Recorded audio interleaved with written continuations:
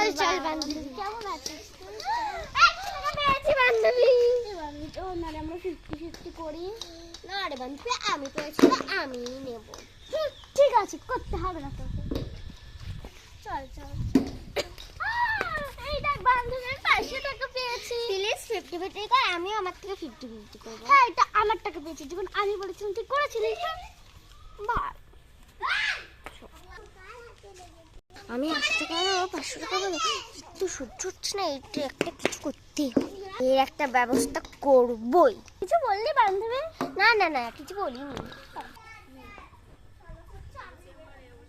ওই লোকটা কি মনে হয় খুঁজছে, মনে হচ্ছে উনারই মনে হয় টাকা হবে, উনারই মনে হয় টাকা হারিয়েছে।